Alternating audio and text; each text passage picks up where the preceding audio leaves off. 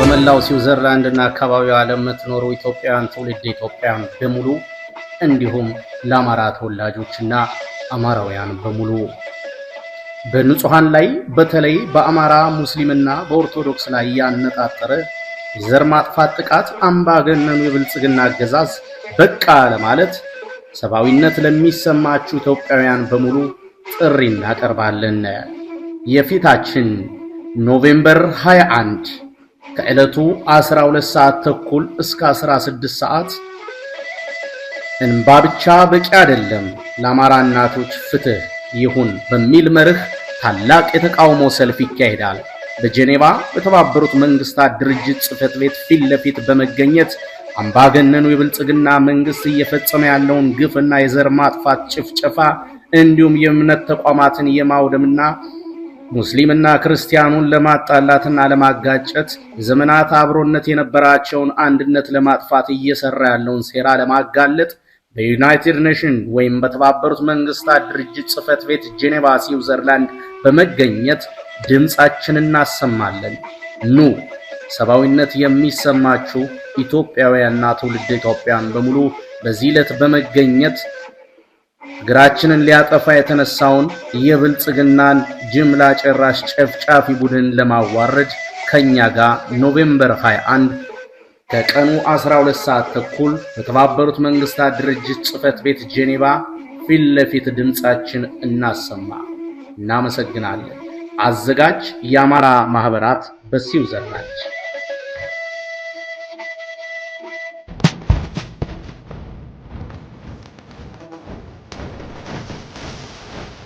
ታላቅ የተቃውሞ ሰልፍ በደቡብ አፍሪካ የጂ20 ሰሚት ስብሰባን ተያይዞ በደቡብ አፍሪካ የምትኖሩ ኢትዮጵያውያንና ኤርትራውያን በሙሉ እንደሚታወቀው ለብዙ ዓመታት በኢትዮጵያ በአማራ ሕዝብ ላይ የታወጀው ጦርነት፣ የጅምላ ግድያ፣ የዘር ማጥፋት ሴራ፣ በንጹሃን ሕፃናትና አረጋውያን ላይ የድሮን ጥቃት አሁንም በአስከፊ ሁኔታ እየቀጠለ ይገኛል። የአገዛዙ የጭካኔ ተግባር በይፋ የታዳጊ ወጣት ሴቶችን ጡት እየቆረጠ ነው። በሀገራችን ኢትዮጵያ ከሌላ ብሔረሰቦች ጋር ለብዙ ዓመታት ወልደው ከብደው የሚኖሩ የአማራ ማንነት ያላቸውን ዜጎች በመራዊ፣ በአጣዬ፣ በኤፍራታ ግድም፣ በአርሲ ዞን፣ በወለጋ፣ በበደኖ፣ በማይካድራና በሌሎችም ከተሞች እየተደረገ ያለው ግፍ ምን ያህል የከፋ ደረጃ ላይ እንደደረሰ የዓለም አቀፍ ህብረተሰብ ሊረዳው ይገባል። ብዙ የአማራ ወጣቶች በከተማይቱ በአዲስ አበባና በአቅራቢያው ባሉ የአገዛዙ ማጎሪያ ቤት በአመለካከታቸውና በማንነታቸው ብቻ ለእስር ተዳርገው እየማቀቁ ነው።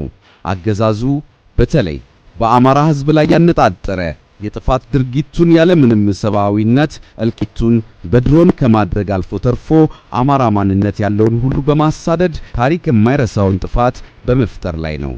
በጥላቻ ስነ ልቦና ስልጡን የሆነውን ጦር እያዘመተ ንጹሃንን እያስጨፈጨፈ ይገኛል።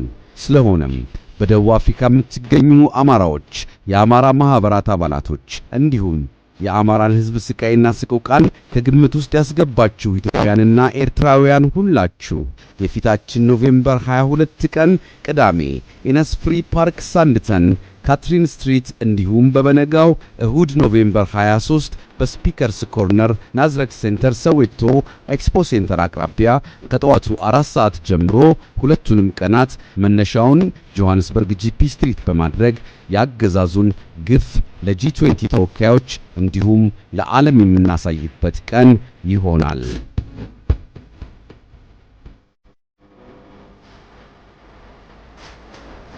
ሰላም ጤና ይስጥልን ተመልካቾቻችን፣ እንደምን ዋላችሁ እንደምን አመሻችሁ። ከአንከር ሚዲያ ዝግጅት ክፍል ያክብሮ ሰላምታችንን እናቀርባለን።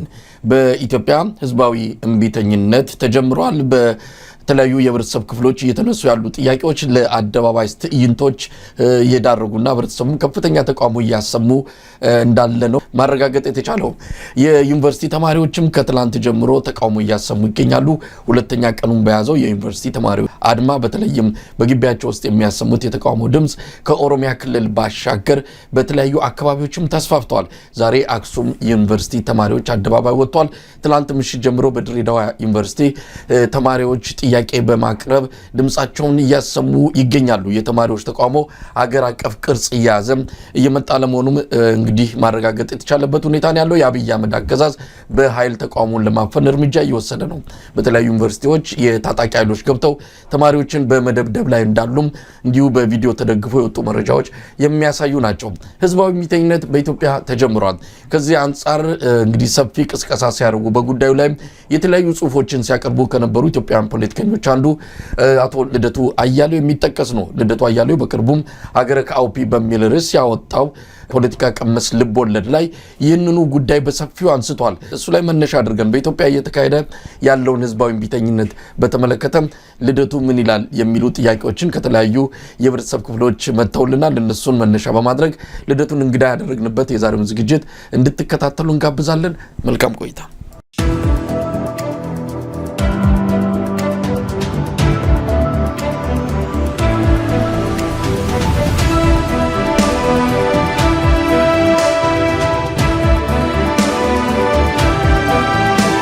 ራስልን ልደቱ እሳይ እንዴት ነህ?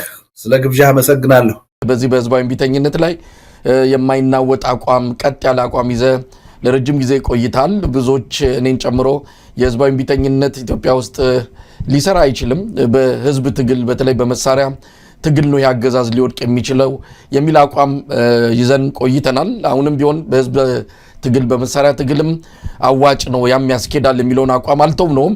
ነገር ግን ለዚህ ለህዝባዊ እምቢተኝነት እድል መሰጠት አለበት የሚለውን የእናንተን አቋም ብዙዎች ሲገፉት ነበረ። እናንተ አጠናከራችሁ ያዛችሁት። ከዛም ባለፈ መጽሐፍም ጻፍክበት፣ ብዙ የውይይት መድረኮችም እንዲፈጠሩ አድርጋል።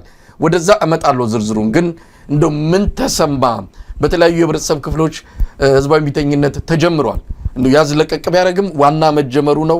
አንድ አካባቢ ይነሳል፣ ሌላ አካባቢ ይቆማል። እንደዚህ እያለ ግን ቀጥሏል። አሁን ደግሞ ዩኒቨርሲቲ ተማሪዎች ተቀላቅለውታል። እንደው አጠቃላይ እንደው ለመነሻ እንደሆነን ምን ተሰማ? ህዝባዊ እምቢተኝነት ኢትዮጵያ መጀመሩን የሚገልጹ መረጃዎች እየበረከቱ ናቸው። እሺ፣ በቅድሚያ መሳይ ሰሞኑን በተከታታይ የምትሰራቸውን ፕሮግራሞች እየተከታተልኩ ነበርና አብዛኛውን ትኩረትህን ያደረከው በህዝባዊ እምቢተኝነት ነውና ይሄ በጣም ይበጅ የሚባል ነው። የበለጠ አጠናክረህ ልቀጥልበት የሚገባ ጅማሮ ነው። አንተ ብቻ ሳትሆን ሌሎች መገናኛ ብዙሃንም በተመሳሳይ ሁኔታ እዚህ ላይ ትኩረት አድርገው መስራት አለባቸው የሚል እምነት አለኝ እና ለዛ አድናቆቴንም ምስጋናዬንም ለመግለጽ ወዳለሁ። በቅድሚያ ምልህ ሚዲያዎች ላይ አዎንታዊ የሆኑ ለውጦችን ማየት ጀምረናል። ያው ለምሳሌ የግንቦት ማንፌስቶ ላይ አይተህ ከሆነ ካሉት 11 ቅድመ ሁኔታዎች የመጀመሪያው ቅድመ ሁኔታ ያልተከፋፈለ እይታ ሊኖረን ይገባል። ህዝባዊ እምቢተኝነትን በሚመለከት አንዳችን ህዝባዊ እምቢተኝነት ያስፈልጋል ወይም ይሰራል እያልን ሌላ ግን የፖለቲካ ኃይሉ ውስጥ ሚዲያው ውስጥ አይሰራም አያስፈልግም የሚል ኃይል ካለ የህዝባችንም አመለካከት በዛው መጠን ነው የሚከፋፈለው እና ህዝቡ በአስተሳሰብ ከተከፋፈለ ውጤታማ የሆነ ህዝባዊ እምቢተኝነትን ማካሄድ አስቸጋሪ ነው እና አሁን እያየነው ያለው እንቅስቃሴ ግን በጣም በጣም ተስፋ ሰጪና አበረታች ነው። አብዛኛው ሊባል ይችላል ሚዲያ ህዝባዊ እምቢተኝነት አስፈላጊ ነው የሚለውን አስተሳሰብ ገዝቶታል። ከዛም አልፎ በትጥቅ ትግል ነው ኢትዮጵያ ውስጥ ለውጥ መምጣት የሚችለው ብለው እንዲሁ በሐሳብ ብቻ ሳይሆን በተግባር ትጥቅ ትግል እየመሩ ያሉ ሰዎች እንደነ ዘመነ ካሴ አይነት ሰዎች ሳይቀሩ ህዝባዊ እምቢተኝነት በከተሞች እንዲነሳ ጥሪ እያደረጉ ያለበት ሁኔታ ነው የተፈጠረው። ይህ አይነቱ ያስተሳሰብ አንድነት ዋና የማይታለፍ ምትክ የሌለው ቅድመ ሁኔታ ነው። ህዝባዊ እምቢተኝነት እንዲነሳም ከተነሳም በኋላ ደግሞ ውጤታማ እንዲሆን በጣም አስፈላጊ ቅድመ ሁኔታ ነው እና በዚህ ረገድ ሪሊ እየታየ ያለው ውጤት በጣም አበረታች ነው። የበለጠ ተጠናክሮ መቀጠል ያለበት ጉዳይ ነው። ምን ተሰማህ ያልከው ነገር እውነቱን ለመናገር ያው ካንተም ጋር ደጋግመን ውይይት አድርገንበታል። ይሄ እንቅስቃሴ መጀመሩ አሁን ምንም አልደነቀኝም። እኔ ያው ሁላችንም ስንል እንደነበረው ኢትዮጵያ ውስጥ ያለው አሁን ብሶት ግፍ ሞልቶ መፍሰስ ጀምሯል። አሁን የጀንዚ ሙቭመንት ወይም እንቅስቃሴ ከሚካሄድባቸው ከሁሉም ሀገሮች የበለጠ ለህዝባዊ እምቢተኝነት ምቹ ነባራዊ ሁኔታ ያለው ኢትዮጵያ ውስጥ ነው። ከነሱ በብዙ እጥፍ ነው ከፍተኛ የሆኑ ፈርጀ ብዙ የሆኑ ችግሮች መከራዎች ኢትዮጵያ ውስጥ ነው ያሉት እና አንድን ህዝባዊ እምቢተኝነት ደግሞ እንዲነሳ የሚያደርገው ነባራዊ ሁኔታው ነው። ነባራዊ ሁኔታው መኖር አለበት። ኢትዮጵያ ከመኖርም አልፎ አሁን ሞልቶ እየፈሰሰ ነው። ስለዚህ አሁን ሰሞኑን የተነሳው እንቅስቃሴ እኔ የምጠብቀው ነው የነበረው ማለት ነው። የማይጠበቅና ዋው ያስባለኝ ያስደነቀኝ አይደለም። የማይቀር መሆኑ ምንም ጥርጥር የለውም። ለዛም ነው መሳይ ሁልጊዜ ስናገር የምትሰማኝ ሌት ተቀን እንቅልፋተን ነው እየሰራን ያለ ነው። አሁን የምንለው ያለ ምክንያት አይደለም። ይሄ ማዕበል እንደሚመጣ ጥርጥር የለም። ቁም ነገሩ ግን ምንድነው? ይሄ ማዕበል ሲመጣ ማኔጀብል መሆን አለበት። እንዳለፉት የለውጥ ሂደቶች ማያከስረን መሆን አለበት። ባፈጮሌዎች ማይጠለፍ መሆን አለበት። ማይኮላሽ መሆን አለበት። ውጤቱም ደግሞ ከአንድ አምባገነን ወደ ሌላ አምባገነን የሚያሸጋግረን ወይም ደግሞ ድንገት በሱዳን እንዳየነው ከቁጥጥራችን ውጭ የማይወጣ በቁጥጥራችን ስር ያለና ተቆጣጥረን የምንመራው መሆን አለበት የሚል እምነት ስላለን ነው ሌት ተቀን እየሰራን ያለ እና አሁን ወጣቶቹ በተለያዩ አካባቢዎች እያነሱት ያለው አመጽ ከኛ እንቅስቃሴ ጋራ በቀጥታ የተያያዘ አይደለም። ያው ህዝቡ ብሶቱ ገንፍሎ እየወጣ የተጀመረ ነው። ህዝቡ ባይጀምረው ኖሮ እኛ መጀመራችን አይቀርም። እኛ እንዲጀምረው ማድረጋችን አይቀርም። ያው የተዘጋጀንበት። ስለዚህ ዋናው ነገር ምንድነው? እንዴት ነው እዚህ ላይ ጥንቃቄ ማድረግ ያለብን? እንዴት ነው ማኔጀብል ልናደርገው የምንችለው? ይሄ የሚፈሩትን በታሪካችን ደጋግመን ያየናቸውን ችግሮች እንዳይደግም የምናደርገው ይሄ ህዝባዊ እምቢተኝነት እንዴት ነው? በአንድ በኩል እንዳይጠለፍ የምናደርገው እንዴት ነው? በሌላ በኩል ደግሞ ከቁጥጥራችን ውጭ ወጥቶ ሌላ ዋጋ አገርና ህዝብን እንዳያስከፍል የምናደርገው እንዴት ነው? እና ውጤቱ ዘላቂ እንዲሆን የምናደርገው የኢትዮጵያ ህዝብ ከዚህ በኋላ ከጦርነት ከግጭት አዙሪት ወጥቶ በሰላም የሚኖር የበለጸገ ህዝብ እንዲሆን የምናደርገው እንዴት ነው በሚለው ጉዳይ ላይ የበለጠ ትኩረት ሰጥተን መስራት ይኖርብናል። አይ ቲንክ የላኩትን ዶክመንት አይተኸዋል። እያንዳንዷን ነገር በዝርዝር በእቅድ ህዝባዊ እምቢተኝነቱ መመራት አለበት የሚል መነሻ ሐሳብ ነው የቀረበው። እሱን መሰረት አድርገን እነዚህን ጥያቄዎች በዚህ ውይይታችንን መልሳለን የሚል ግምት አለኝ። ልደቱ፣ ምናልባት ይሄ የግንቦት ምርጫ ወይስ የግንቦት ማኒፌስቶ የሚለውን ጽሁፍ ካነበብኩ በኋላ የተሰማኝ ነገር ይህንን አሁን የተጀመረውን ህዝባዊ እምቢተኝነት ምን አይነት መልክ አለው? ከዚህ አንተም ሆነ ሌሎችም ብዙዎች ከህዝባዊ እምቢተኝነት ጋር በተያዘ ሳይንሳዊም ሆነ ተሞክሮዎችን እየጠቀሱ የሚያቀርቡ ምሁራንም ፖለቲከኞችም አሁን ያለው ኢትዮጵያ ላይ የተጀመረውን እንቅስቃሴ እንዴት ነው ቅኝቱን ማስተካከል የሚቻለው? የተጀመረውስ ትንሽ አስቸጋሪ የሆኑ ነገሮችም ስላሉ ይህንን ቶሎ ወደ ትክክለኛው መንገድ እንዴት ማምጣት ይቻላል የሚለውን ነገር እንደው በተወሰነ ደረጃ እንደምናነሳ ተስፋ አድርጋለሁ። ወደ ጽሁፍ ስንመጣ እንግዲህ አሁን መሬት ረገጥ አድርገዋል። ባለፈው ልብ ወለድ ነው የሚለው ላይ ልብ ወለድ የሚለውን አሁን በትክክለኛው ኢትዮጵያ ላይ ካለው ጋር ትርጉም ባለው መልኩ በፊትም ያው ከኢትዮጵያ ጋር ተያያዥ ባለው ሁኔታ የቀረበ እንደሆነ ይታወቃል። አሁን ግን በደንብ በቀረበ የተለያዩ መገለጫዎች ነው ጽሁፉን ያደራጀውና እስቲ 11 ቅድመ ሁኔታዎች አሉ ብለሃል። እንግዲህ አንድ ህዝባዊ እምቢተኝነት በ45 ቀናት ውስጥ አንድን አገዛዝ ለማንበርከክ ከስልጣን ለማስወገድ ወደ ለውጥ እንዲመጣ ለማድረግ እንደው ሁሉም ከተስማማበትና አንድ ገጽ ላይ ካለ 45 ቀናት በቂ ናቸው በሚልም ያወጣቸው ዝርዝር ነገሮች አሉ። መጀመሪያ ቅድመ ሁኔታዎቹን እንመልከት። የጋራ አደጋን በጋራ መታገል የሚለው በመጀመሪያ በቁጥር 1 ላይ አስቀምጠዋል። ያ ነገር አለ ወይ? አሁን የጋራ እንግዲህ ተጀምሯል። በቁጥጥር ስር የሚዋል አይዋል ህብረተሰቡ ብሶቱ ፈንድቶበት አደባባይ ወጥቷል። ግን ቶሎ ወደ መስመሩ ማስገባት ሊቻል ይችላል። ግን ይሄ አሁን እዚህ ላይ ደርሰናል ወይ? የጋራ አደጋን በጋራ መታገል የሚለው እዛ ነገር ላይ አለን? አጀንዳው አንድ ነው? ለጋራ አደጋ ህዝቡ ነው አደባባይ እየወጣ ያለው? ምን ይሰማል? ጥሩ ጥያቄ ነው። አንዱ መሰረታዊ ቅድመ ሁኔታ እሱ ነው። አሁን ኢትዮጵያ ውስጥ ባለው ተጨባጭ ሁኔታ አገዛዙ እየፈጸመ ያለው በደል፣ በህዝቡ ላይ እየደረሰ ያለው ሰቆቃ አንዳችንን ከሌላችን የሚለይ አይደለም። በቀጥታ የሚሆን በተዘዋዋሪ ሁሉንም የህብረተሰብ ክፍል የሚመለከት ነው። በኑሮ ውድነት የተለየ ህብረተሰብ አይደለም የሚሰቃየው፣ ሁሉም ህዝብ ነው እየተሰቃየ ያለው። በጣም ጥቂቶች ሊኖሩ ይችላሉ በሙስና በፖለቲካ ስልጣን ላይ ሆነው በጣም በድሎት በአውሮፓም በአሜሪካም የማናየው አይነት ህይወት የሚኖሩ ሰዎች ሊኖሩ ይችላሉ። ኢምንት ናቸው። አብዛኛው ህዝብ ያለማጋነን 99% የሚሆነው የኢትዮጵያ ህዝብ ግን መኖር በማያስችል የኑሮ ውድነት እየተሰቃየ ነው። በመልካም አስተዳደር እየተሰቃየ ነው። እያንዳንዱ ዜጋ በሰላም እጦት እየተሰቃየ ነው። በነፃነት ከቤቱ ወጥቶ ሰርቶ መግባት የማይችልበት ሁኔታ ነው ያለው።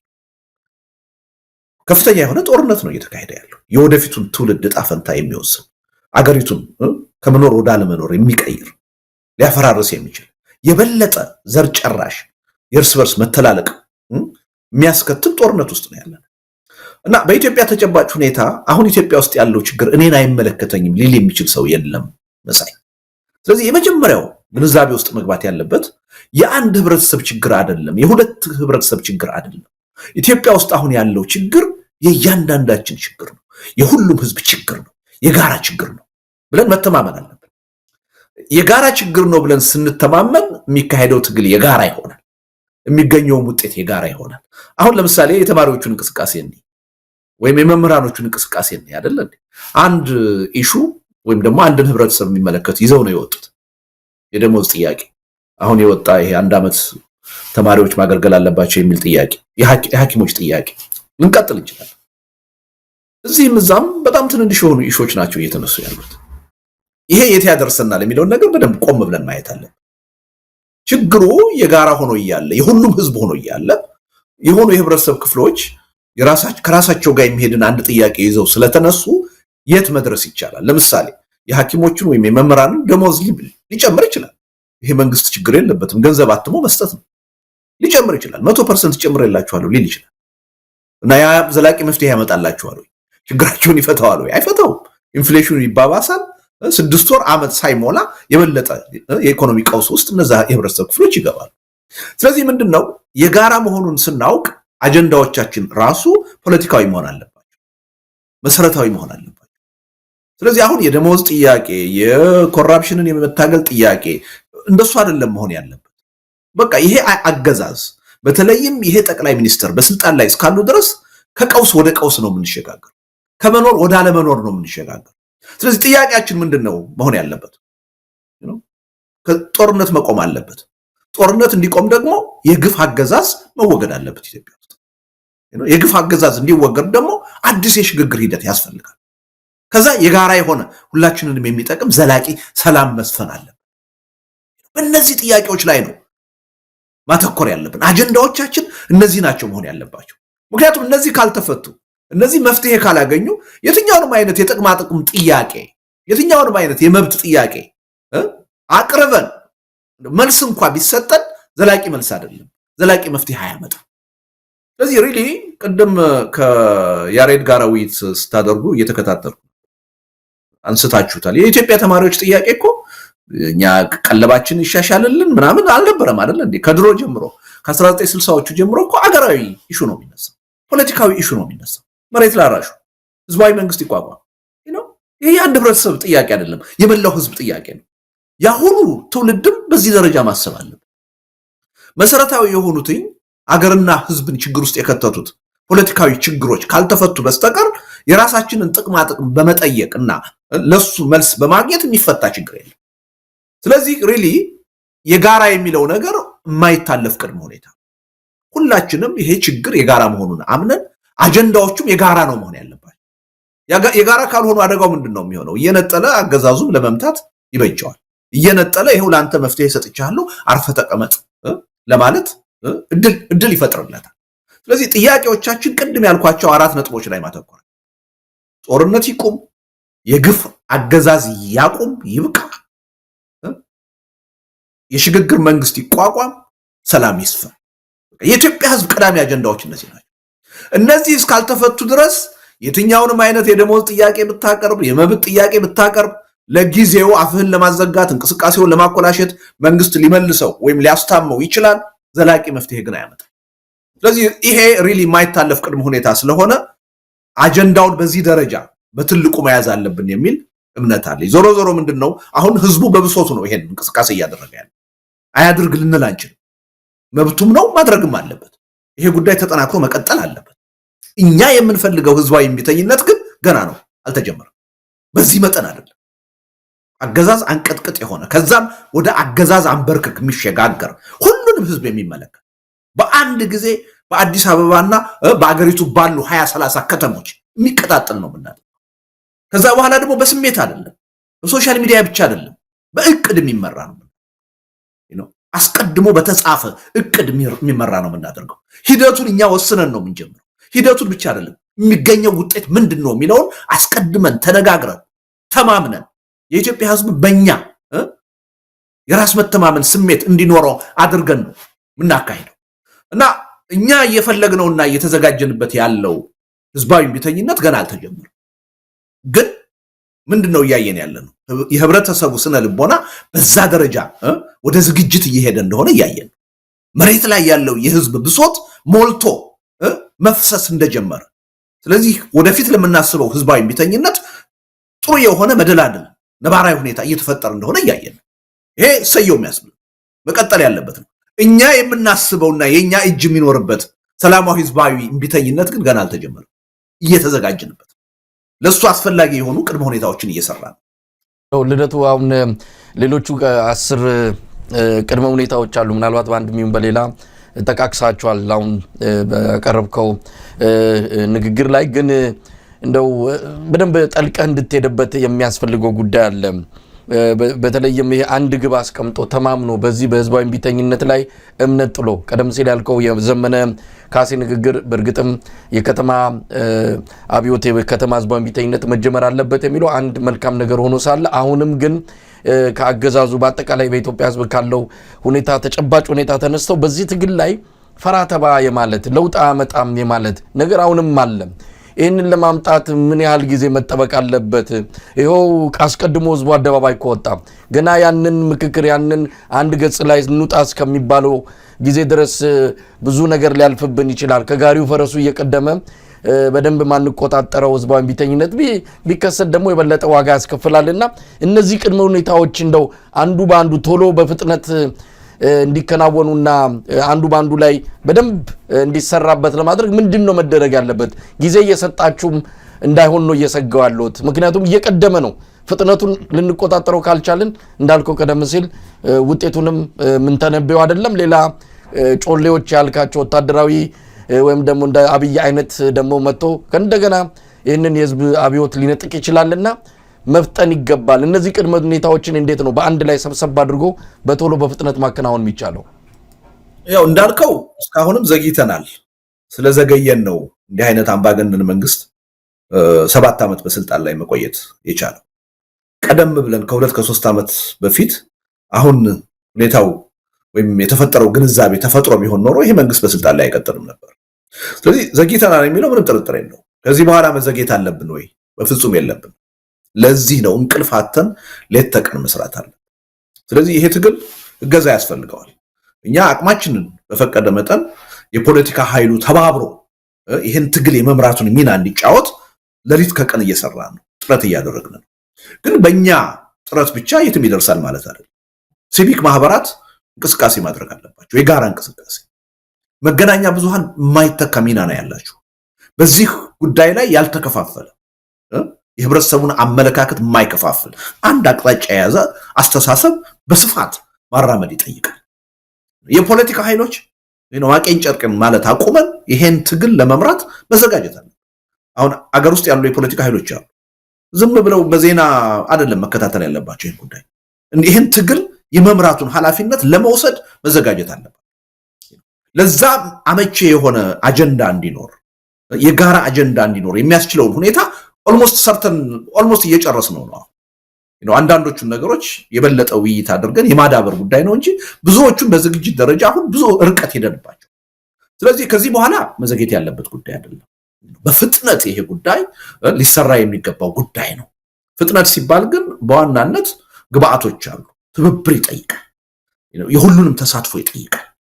ስለዚህ ኢትዮጵያ ውስጥ ያለ ማንኛውም ከታዋቂ ግለሰብ ጀምሮ ምሁራን፣ የሀገር ሽማግሌዎች፣ ሲቪክ ማህበራትን የሚመሩ ኃይሎች፣ ህዝባዊ ተቋማትን የሚመሩ ኃይሎች በዚህ ጉዳይ ላይ ትኩረት ሰጥቶ መንቀሳቀስ መቻል አለበት።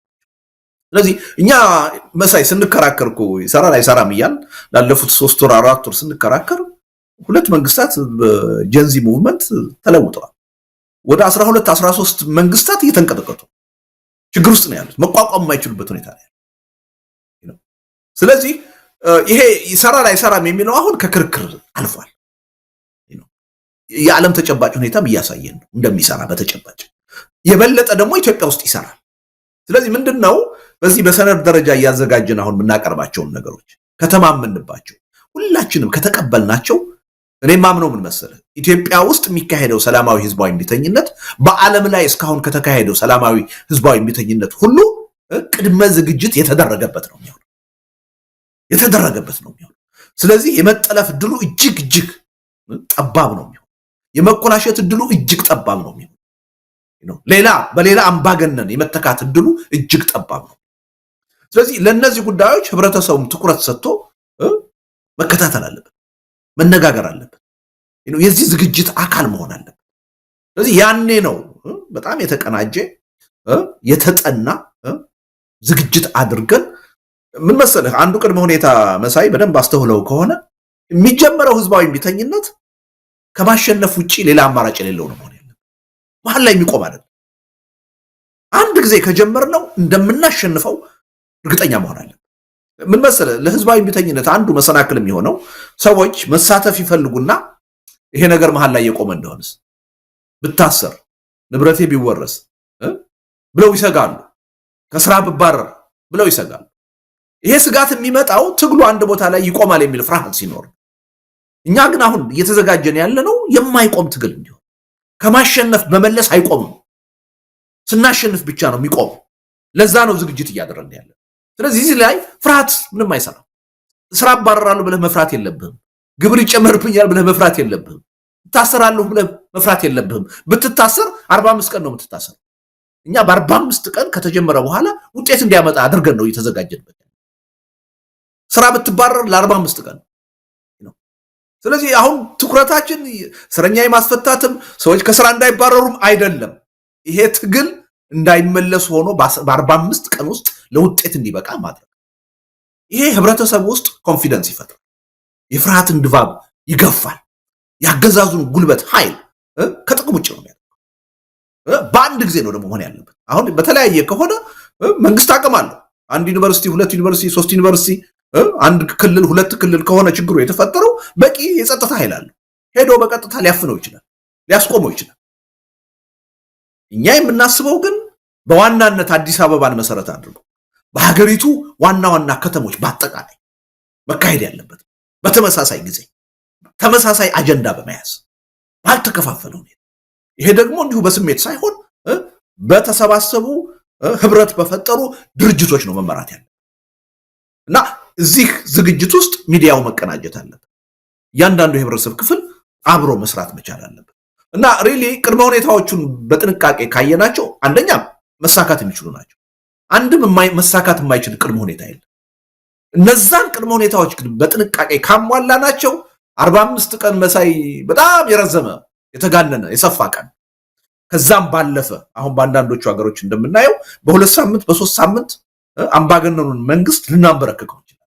ልናንበረከከው ሳይወድ በግድ የህዝብን ጥያቄ እንዲቀበል ማድረግ እንችላለን እና ሪሊ እዛ ላይ ትኩረት አድርገን ውይይት ማድረግ ዝግጅት ማድረግ ነው የሚያስፈልገው። በእኛ በኩል ሌት ተቀን እየሰራ ነው።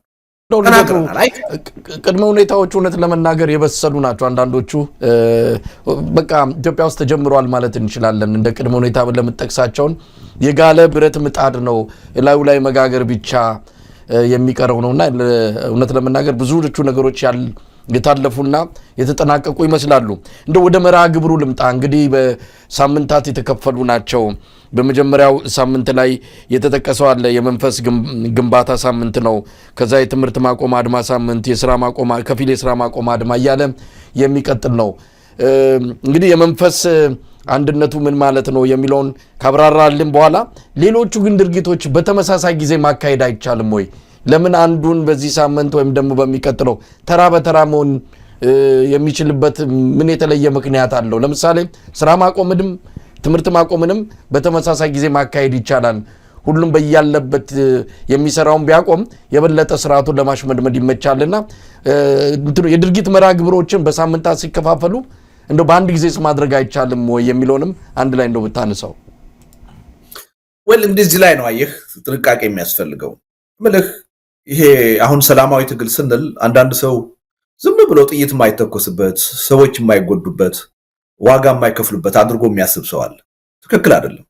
እንደዚህ አይነት በጣም ጨካኝ የሆነ አምባገነን አገዛዝ በስልጣን ላይ ባለበት ሀገር የሚካሄድ ሰላማዊ ህዝባዊ እንቅስቃሴ ወይም ህዝባዊ ቢተኝነት ዋጋ ያስከፍላል፣ መስዋዕትነት ያስከፍላል። ያ መስዋዕትነት የተመጠነ መሆን አለበት። ህዝባችንን ብዙ ዋጋ የማያስከፍል መሆን አለበት። ስለዚህ በኃላፊነት ስሜት በጥንቃቄ ነው ልንመራው የሚገባው። ምን መሰለህ አሁን የተከፋፈሉ 6 ሳምንቶች አሉ አይደል እንዴ? መንግስት እኮ 6ኛው ላይ ሳደርስ 3ኛው ሳምንት ላይ ሊንበረከክ ይችላል። ገና በትራንስፖርት የትራንስፖርት ሴክተሩ ትራንስፖርት በማቆም ብቻ መንግስትን ሊያንበረክከው ይችላል። ያኔ ህብረተሰብን ለመግደል እድል አያገኝም፣ ለመጨፍጨፍ እድል አያገኝም መንግስት። ያ ካልተሳካ ግን ቀድሞ የተጀመሩትም ይቀጥላሉ። ኦቨርላፕ እያደረገ ነው የሚሄደው። ቀድሞ የተጀመሩትም ይቀጥላሉ፣ አዲሱ እንቅስቃሴም ደግሞ ይጀመራል። እንደዚህ እያለ ነው ወደ ሙሉ ህዝባዊ እምቢተኝነት የሚሸጋገር። ስለዚህ መጀመሪያ ከመንፈስ ዝግጅት የመጀመሪያው ሳምንት ለምሳሌ ጸሎት የማድረግ ተማጽኖ የማድረግ የሃይማኖት አባቶች የሀገር ሽማግሌዎች በከፍተኛ ደረጃ ሊሰሩበት የሚገባ ጉዳይ ነው።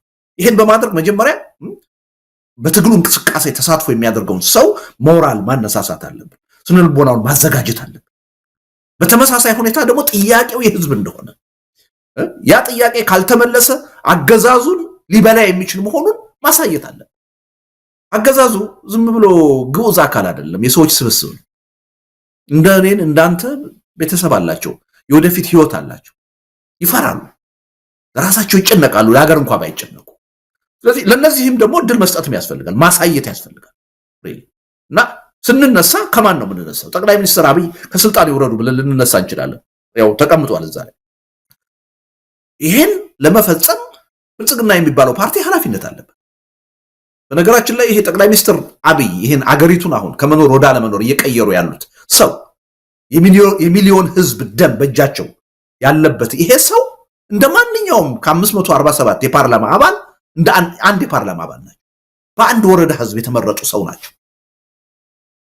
በህዝብ የተመረጥኩ ነኝ እስከ 5 ዓመት ድረስ መግዛት አለብኝ ማለት ካለበት ብልጽግና ፓርቲ ነው ያን ሊል የሚችለው። ተመርጧል አልተመረጠም ሌላ ጉዳይ ነው። ሊል የሚችለው ብልጽግና ፓርቲም ያን የማለት መብት የሚኖረው በህግ በተቀመጠው መሰረት ህዝቡንና አገሩን በአግባቡ እስካስተዳደረ ድረስ ብቻ ነው። ስለዚህ አሁን የመጀመሪያው እርምጃ ብልጽግና ፓርቲ ይሄ የህዝብ ማዕበል መጥቶ ጠራርጎ እንዳያስወግደው እንዳይበላው ከፈለገ በህግ የተቀመጠውን መብትና ግዴታውን ተጠቅሞ ጠቅላይ ሚኒስትሩን ከስልጣን ማውረድ አለ ይችላል። በቀላሉ በ10,000 ፔቲሽን ማስፈረም ይቻላል። በአንድ ወረዳ ህዝብ በተመረጡበት በበሻሻ ህዝብ ይሄን ማድረግ ካላስፈለገ ወይም ካልተቻለ ፓርላማው ተሰብስቦ በአንድ ቀን ከስልጣን ሊያወርዳቸው ይችላል። ብልጽግና ፓርቲ ማዕከላዊ ምክር ቤቱ በአንድ ቀን ተሰብስቦ ይሄን ሰውዬ ማውረድ ይችላል። ካወረደ በኋላ ብልጽግና ፓርቲ የህዝቡን የመብት ጥያቄ ተቀብሎ የችግሩ ብቻ ሳይሆን የመፍትሄው አካል ሊሆን ይችላል። ይሄን እድል መስጠት አለብን፣ ማሳየት አለብን። መጀመሪያ ቆም ብለው እንዲያስቡ። ይሄን ካልተቀበለና ካላደረገ ግን እሱ ላይ ይመጣል፣ ተጠያቂነቱም እሱ ላይ ይመጣል።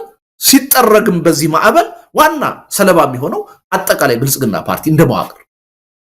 ስለዚህ እነዚህ ነገሮች በጊዜ በተከፋፈለ ሁኔታ አቅዶ መስራቱ ጥቅም አለው። ከሁሉም በላይ ግን እኛ ይሄን ህዝባዊ እምቢተኝነት የምናደርገው በመንግደለሽነት አይደል፣ ለህዝብ ደህንነት ብለን ነው። ብዙ ሚሊዮኖች እንደገና እንዳይገደሉ ለማድረግ ነው፣ እንዳይሰቃዩ ለማድረግ ብለን።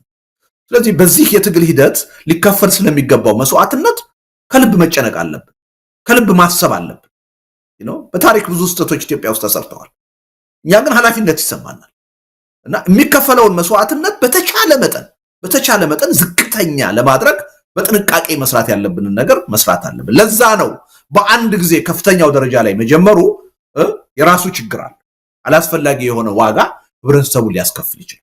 ስለዚህ ነገሮችን በየሂደቱ እየገመገምን አንድ ሳምንት የምናደርገው ነገር ላይ ለማሰናከል መንግስት የሚያደርገው ነገር ይኖራል። ለዛ አስቀድመን እየተዘጋጀ አንደኛው ላይ ካልቻን ሁለተኛው ላይ ይተሻገር፣ ሁለተኛው ላይ ካልቻን ሶስተኛው ላይ ይተሻገር። በሂደት መጨረሻ ላይ በፍጹም ሊቋቋመው የማይችለው ህዝባዊ እምቢተኝነት ይቀጣጠላል።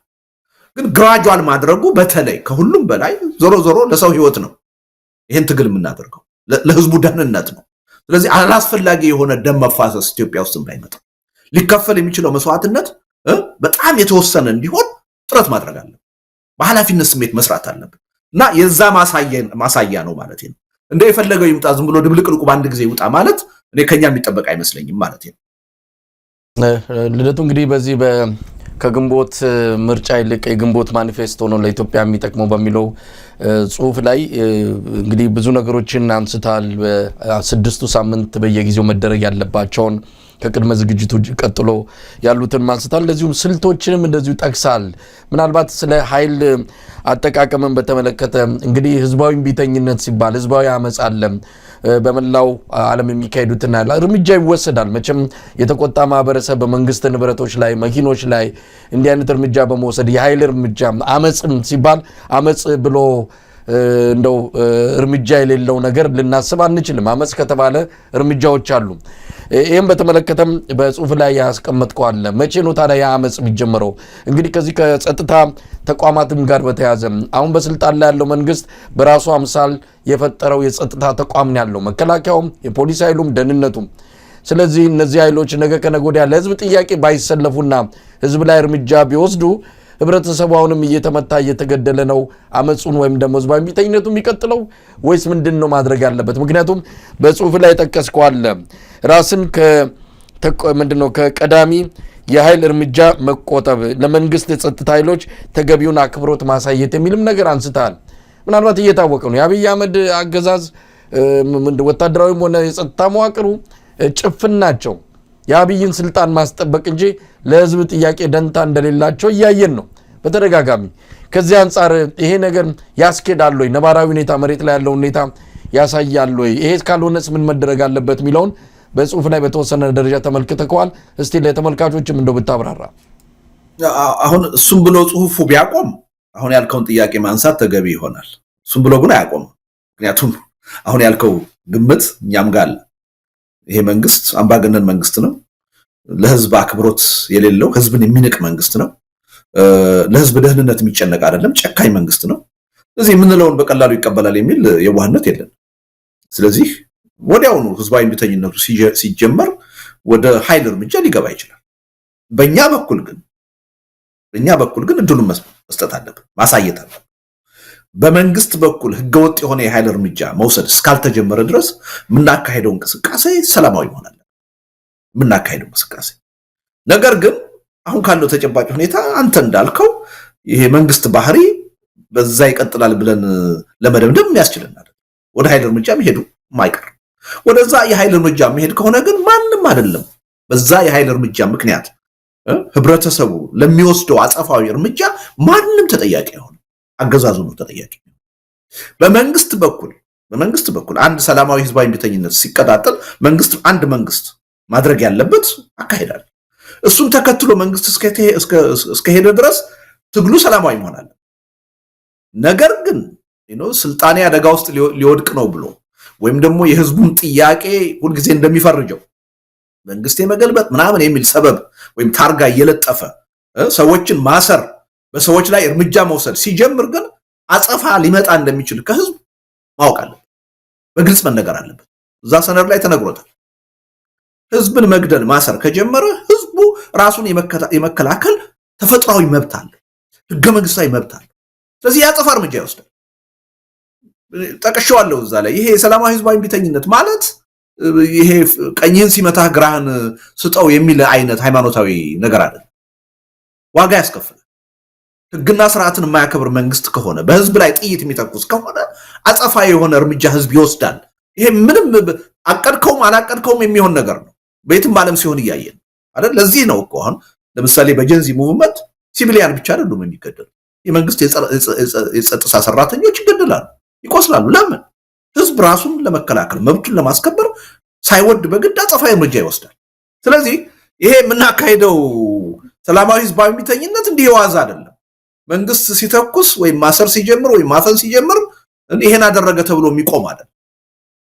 ህዝብ እስከ መጨረሻው ድረስ መንግስት በህገወጥ መንገድ እስከሄደ ድረስ እሱን ተከትሎ ሊወሰድ የሚችለውን የህዝብ አጸፋዊ ምላሽ ኃላፊነቱን መውሰድ ያለበት መንግስት ነው። ተጠያቂው መንግስት ነው። ህዝብን እያፈንክ ህዝብን እየገደልክ ህዝብ ለዛ የሚሰጠውን አጸፋዊ እርምጃ ህገወጥ አድርገህ ልትፈርጅ አትችልም። ህገወጥ አድርገህ ልትፈርጅ የምትችለው ሰውን ካልገደልክ፣ ካላሰርክ፣ መብትን ካላፈንክ፣ የህዝቡን መብት ካከበርክ ትክክል ነው። በሰላም ብቻ በህጋዊ ብቻ አድርጉት ትግሉ ማለት ትችላለህ አንተ ህጋዊ እስከሆንክ ድረስ። አንተ ህግን እየጣስክ ግን ለስልጣንህ ብለህ ሌላውን በወንጀለኝነት እየፈረጅክ መቀጠል አትችልም። ይሄን በግልጽ ነው ማወቅ ያለበት መንግስት። ስለዚህ ይሄን ነው እየነገርን ያለ ነው። መጀመሪያ ላይ ግን በኃላፊነት ስሜት ሂደቱን መጀመር አለበት።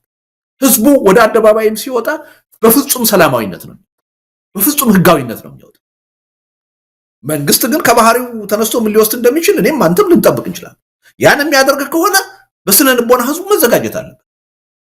መታሰር ሲጀምር፣ መታፈስ ሲጀምር፣ መግደል ሲጀምር ሩጦ ወደ ቤቱ ሊመለስ አይደለም ወደ አደባባይ ህዝቡ የሚወጣው። እስከመጨረሻው ድረስ ይጋፈጣል፣ መብቱ እስኪከበር ድረስ፣ ጥያቄው መልስ እስከሚያገኝ ድረስ እና ለዚህ ነው አሁን በሂደት የምንከፋፍለው። አሁን አንድ ወር አለ ለምሳሌ የዝግጅት ጊዜ። እዛ ላይ እነዚህን ነገሮች ህዝቡ እንዲረዳቸው በደንብ ምንድነው ማድረግ ያለብኝ የሚለው፣ እንዴት ነው ላደርጋቸው የምችለው የሚለው፣ እንዲህ አይነት ችግር ቢገጥም ችግሩን በምን መልኩ ነው የምወጣው የምፈታው የሚለው ነገር ሁሉ ህዝቡ በደንብ አዌርነስ መፍጠር አለ። ያ አንድ ወር ጊዜ አለ። ከዛ ቀጥሎ ደግሞ ወደ ግጭት ውስጥ የሚያስገባ ራሱ ህዝባዊ እምቢተኝነት ከመግባታችን በፊት በጸሎት በተማጽኖ የሃይማኖት አባቶች ምዕመናን ጥያቄያቸውን ማቅረብ አለበት። ሞራሉን መጀመሪያ መፈተን አለበት። ለዓለም ሰላማዊነታችንን ህጋዊነታችንን ማሳየት አለበት። እኛ ወደ ሰላማዊ ህዝባዊ እምቢተኝነት የምንገባው ተገደን ነው፣ ወደን አይደለም። አገዛዙ በኃይል ካልገዛዋችሁ እያለ ከአንድ ጦርነት ወደ ሌላ ጦርነት እያሸጋገረ ህልውናችንን ጥያቄ ውስጥ ስላስገባው ወደን አይደለም ተገደን ነው የሚለውን ነገር የዓለምም ህዝብ የኢትዮጵያም ህዝብ እንዲያየው ማድረግ አለ። ስለዚህ እነዛ ፕሮሰሶች አስፈላጊ ናቸው። ጉልበት የሚሰጡን አቅም የሚሰጡን ናቸው። መስዋዕትነቱን በከፍተኛ ደረጃ የሚቀንሱ ናቸው እና ይሄ መታወቅ አለበት።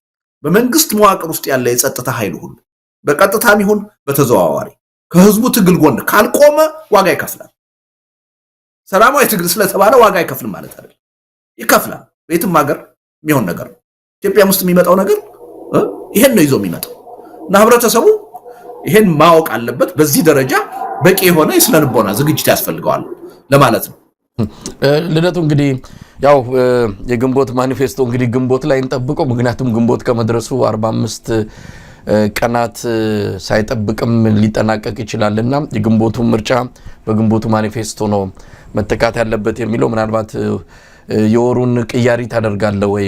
ግንቦት ከመድረሱ በፊት ለውጡ ከመጣ ብዙ ነገሮች እየተካሄዱ ስላሉ የጽሁፉንም አርስት እስከ መቀየር የሚያደርስ ሊሆን ይችላል። ምክንያቱም በጣም ጠቃሚ ነው። ይህንን ጽሁፍ በነገራችን ላይ ተመልካቾች በአንከር ሚዲያ ላይ የምናቀርበው በመሆኑ ለግንዛቤ የሚረዳል፣ ብዙ ነገሮችን የሚያሳይ በመሆኑ ጽሁፉን በአንከር ሚዲያ በመተረክ ለህዝቡ የምናቀርብ እንደሚሆን ከወዲሁ ለመግለጽ እንወዳለንና ልደቱ ከዚህ አንጻር ምናልባት በቀጣይ ሊደረግ ይችላል የሚለውንም ልትገልጽልን ትችላለህ። ግን አሁን ባለው ሁኔታ አንተው እንግዲህ ቀደም ተከተል ሳይንሱንም ሌሎች ሀገራት ነባራዊ ሁኔታንም ከተለያዩ ቦታዎች ላይ በመርዳት ነው ከኢትዮጵያ አንጻር ይህን ጽሁፍ ያዘጋጀው።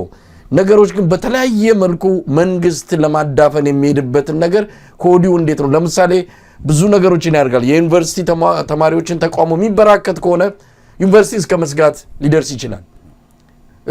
አሁን ደቡብ ላይ እንዳየነው ለሰራተኛው ደሞዝ መክፈል፣ ለመምህራኑ ማቆየት፣ እንዲህ የመከፋፈል ደሞዝን ራሱ ህብረተሰብ ከህብረተሰብ እየከፋፈለ አንድነት እንዳይኖር በሚያደርግ መልኩ ምላሽ እየሰጠ ነው። እንዲህ አይነት ነገሮች ከመግደል ከማሰር ባሻገር እንዲህ አይነቶችንም እርምጃዎች እየወሰደ የመጣውን የህዝብ ተቃውሞ ለማዳፈን ለማሰልቸት እንግዲህ የኢትዮጵያ ህዝብ ከእጅ ወደ አፍ ነው ኑሮ። አንድ ቀን ስራ ቢቆም አንድ ቀን የሚበላው ቢያጣ በሁለተኛው ቀን ረሃቡ አስገድዶት ወደ መንግስት እግር ስር እንዲገባ ሊያደርገው ይችላልና እነዚህ ነገሮች ሁሉ ከግምት ገብተው ነው ህዝባዊ እምቢተኝነቱ የሚካሄደውና እዚህ ላይ ምን ማለት ይቻላል? እንደው በተወሰነ ደረጃ የመንፈስ ዝግጅት የተለያዩ ዝግጅቶች ስለሚያስፈልግ ነው። ልደቱ ልክ ነህ መሳይ። አሁን ያልከውን ጥያቄ ሁሉ ሰነዱ ይመልሳል። አሁን ለምሳሌ መጨረሻ ላይ ያነሳው ነገር አለ አይደል? ሰው በልቶ ማደር አለበት፣ መስራት አለበት። ይሄ ጥያቄ እንዴት ነው የሚመልሰው? ሰነዱ በደንብ ይመልሳል። አስቀድሞ መካሄድ ያለበት ዝግጅት ምን አይነት ዝግጅት እንደሆነ በደንብ ተዘርዝሮ ነው የቀረበው። አንድ ሁለተኛ ያልተጠበቁ ነገሮች ሊመጡ ይችላሉ። እኛ እንዳሰብነው አሁን ይሄ የ6 ሳምንቱ ወይም የ45 ቀኑ ህዝባዊ እምቢተኝነት ባሰብነው መልኩ ላይሄድ ይችላል አይደለ? መንግስትም ለራሱ ህልውና ሲል የሚፈጥራቸው ችግሮች አሉ፣ የሚሄድባቸው መንገዶች አሉ። ሰነዱ ላይ በግልጽ ተቀምጧል።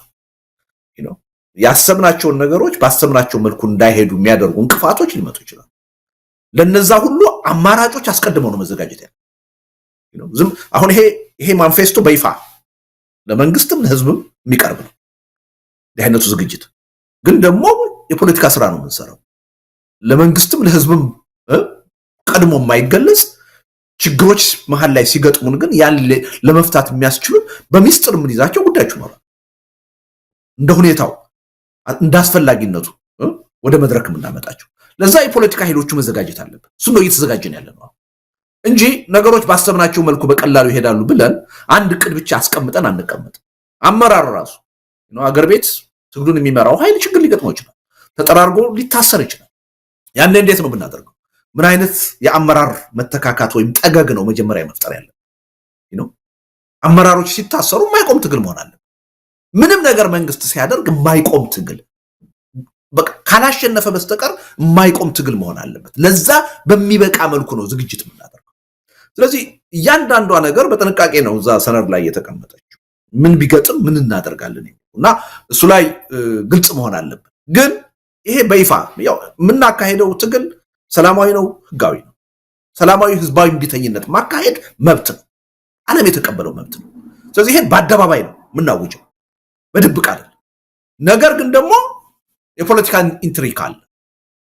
በጣም አስቸጋሪ አገዛዝ ነው በስልጣን ላይ ያለው፣ ተንኮለኛ ነው፣ ገንዘብ ሊበትን የሚችል ነው፣ ጥቅም ሊያከፋፍል የሚችል ነው። ስለዚህ ያን ሂደት ለማደናቀፍ የማያደርገው ጥረት እኛ ቀድመን ማሰብ አለን። ተከታይ አይደለም ነው፣ ቀድመን አስበን ተዘጋጅተን ይሄን ቢያደርግ ይሄን እናደርጋለን የሚለውን ነገር በዝርዝር ይዘን ነው ወደዛ ትግል ውስጥ መንገድ። በዛ መጠን ነው እየተዘጋጀን ያለ ነውና ያለ ምክንያት አይደለም የምልህ። አሁን እኛ ባሰብነው መልኩ ይሄን ህዝባዊ እምቢተኝነት ካስነሳ ነው እኔ ምናልባት በዓለም በከፍተኛ ዝግጅት የተካሄደ ህዝባዊ እምቢተኝነት ነው የሚሆነው። በከፍተኛ ጥንቃቄ የተካሄደ ህዝባዊ እምቢተኝነት ነው። ይሄ ደግሞ ውጤቱን ይወስናል። ውጤቱን መልካም ያደርገዋል። ያሰብነውን ነገር የማሳካት እድሉን ሰፊ ያደርገዋል እና በዛ ደረጃ መታየት አለበት። ሌላው የግንቦት የሚለው ያው በልቦለድ መጽሐፍ ውስጥ ተካቶ ስለነበረ ማንፌስቶ አንድ ስም ያስፈልገዋል ብዬ አምኜ ነው ግንቦትን የመረጥኩት። አሁን ደግሜ ግንቦትን አስቀምጬዋለሁ ያለ ምክንያት አይደለም። አሁን የሥርዓቱ ያገዛዙ ፕሮፓጋንዳ የግንቦቱ ምርጫ ነው። ህብረተሰቡ ይሄን በጥንቃቄ ማየት አለበት። ኢትዮጵያ በምንም ተአምር በምርጫ የሚፈታ ችግር የላትም። የግንቦቱ ምርጫ ችግሩን ያባብሰዋል እንጂ ወይም ደግሞ መፍረሳችንን አይቀሬ ያደርገዋል እንጂ የሚፈታልን ችግር የለም። ይሄ የግንቦት ማንፌስቶ ግን ችግራችንን እንድንፈታ ማድረግ ነው። ስለዚህ መንግስትና አጫፋሪዎቹ ትኩረታቸው የግንቦቱ ምርጫ ላይ ሲሆን ሌሎቹ ተቃዋሚዎቹና ደግሞ የነሱ ደጋፊ የሆነው ህዝብ ሚዲያው ትኩረታችን መሆን ያለበት የግንቦት ማንፌስቶ ላይ ነው። ነገር ግን ግንቦት ላይ ነው ወይ ይሄን መጠበቅ ያለብን የሚለው ነገር ነው ዝግጅታችን ነው። ከግንቦትም በኋላ ሊሆን ይችላል፣ በግንቦትም ሊሆን ይችላል፣ ከግንቦትም በፊት ሊሆን ይችላል። መቼ ነው የሚለውን ነገር የሚወስነው የኛ ዝግጅት። መሬት ላይ ያለው ነባራዊ ሁኔታ ከበቂ በላይ ፈርታይል ነው፣ ተዘጋጅቶ ያየ ነው። ዋናው አሁን እነዛን 11 ቅድመ ሁኔታዎች የማሟላቱን ስራ መስራት ያለብን የፖለቲካ ኃይሎች፣ ሚዲያው፣ ሲቪክ ማህበራት። እኛ ይሄን እስከሰራን ድረስ የግድ ወራትን መጠበቅ የለብን፣ በአጭር ጊዜም ሊጀመር ይችላል። ስለዚህ የግንቦትን ጉዳይ በዛ መልኩ ብናየው ጥሩ ነው ማለት ነው። ልደት ምናልባት ለተመልካቾች እንደው 11 ቅድመ ዝግጅት የሚለውን እንደው በተወሰነ አርስቱን ለማንበብ ለግንዛቤ እንዲረዳቸው ነው። የመጀመሪያው የጋራ አደጋን በጋራ መታገል ነው። ሁለተኛው በስልቱ አዋጭነት ላይ መተማመንን መፍጠር ነው። ሶስተኛው ባለድርሻ አካላትን አስቀድሞ በብቃት ማስተባበር ነው። አራተኛው በጠራ ስልትና እቅድ መመራት ነው። አምስተኛው ትግሉ ለላቀ ውጤት የሚበቃ መሆኑን አስቀድሞ ማመንና ማሳመን ነው። ስድስተኛው ለአገዛዙ አካላት አማራጭ እድልን አለመንፈግ የሚል ነው። ሰባተኛ የተጠያቂነት ስጋት እንቅፋት እንዳይሆን ማድረግ ነው። ስምንተኛ በራስ ፍቃድ ከሰላማዊነት መንገድ አለማፈግፈግ ማለት ነው። እንዲሁ ዘጠነኛ ሳያሸንፉ ማል ላይ አለመቆምን ማረጋገጥ ነው። 10ኛ የማይነጥፍ አመራርን መፍጠር ነው። 11ኛ በቂ የተሳታፊነትን መጠን መፍጠር የሚል ነው። እነዚህ 11 ቅድመ ሁኔታዎች ናቸው። እውነት ለመናገር ልደቱ እንዳልከውም አብዛኞቹ የታለፉና የተካሄዱ ናቸው። ትንሽ የሚቀሩ አሉ። እነሱን አስተባብሮ ወደ እርምጃ መግባት ነው የሚቀረው። እንግዲህ እናንተ ዝግጅት ምን ላይ ነው፣ መቼን ጠብቅ የሚለው እንዳለው ነው። በቀነ ቀጠሮ ይሄ ቀን ነው ብላችሁ እንደማትገልጹ እናውቃለን። ግን መሬት ላይ እየተሰራ እንዳለ ብዙ ነገሮች ተመቻችቶ እንዳለ የቀረው ትንሽ የማስተባበርና የመናበብ ነገር ካልሆነ በስተቀር አብዛኛው ነገር ያበቃ የተጠናቀቀ እንደሆነ እንገምታለን። እንደው ልደቱ ጽሁፍ ላይ ቅር ያለኝ ማለት አልችልም። ምናልባት በተረዳሁት መጠን ነው ጽሁፍን። አብይ አህመድ ይታወቃል። እውነት አብይ አህመድን መስበር፣ ማሸነፍ፣ በኃይል ማስወገድ ካልሆነ መስተቀር አብይ አህመድን ወደ ሽግግር መንግስት እንዲመጣ በየትኛውም ጫና ማድረግ እንደው ከውጤትም አንጻር ምን ያህል ኢትዮጵያን ያስኬዳታል? ከሚሊዮን በላይ ንጹሃን ደም እጁ ላይ ያለበትን ሰው ለፍትህ የሚፈለግ ሰው ነው። ቢያንስ በፍትህ አደባባይ ቆሞ ቅጣቱን ማግኘት ያለበት ሰው ነው። ይህን ሰው ለሽግግር መንግስት እንዲሆን እጁን ጠምዝዞ እስከዛ ድረስ የህዝባዊ ቢተኝነት ይሄዳል የሚለው ነገር ከዛ አብይ አህመድ በእንደዚህ አይነት ጫና ወደ ሽግግር መንግስት ለመምጣት ፈቃደኛ ባይሆንስ ምንድን ነው? የኃይል እርምጃ ነው ወይስ ምንድን ነው? ብዙ ነገሮች በአብይ የመጀመሪያው አንድ ጽሁፍ ላይም እንደዚሁ የአብይ አህመድን መልካም ፍቃድ የሚፈልግ ሐሳብ አቅርበ ነበርና አብይ አህመድ እዚህ ውስጥ ምን ይሰራል? ምን ቤት ነው? እሱን ማወቅ ነው እኮ ካልጠፋ ካልተወገደ ካልተሰበረ በቀር ኢትዮጵያ ውስጥ በሱ በየትኛውም በጫናም በመልካም ፍቃዱ የሚመጣ ለውጥ ለኢትዮጵያ የሚጠቅም አይደለምና እዚህ ላይ ምናልባት እኔም በደንብ ካልተረዳው ተመልካቾችም ካልተረዱት እስቲ እንድታብራራልን እድሉን ልስጥ። ጥሩ ጥያቄ ነው።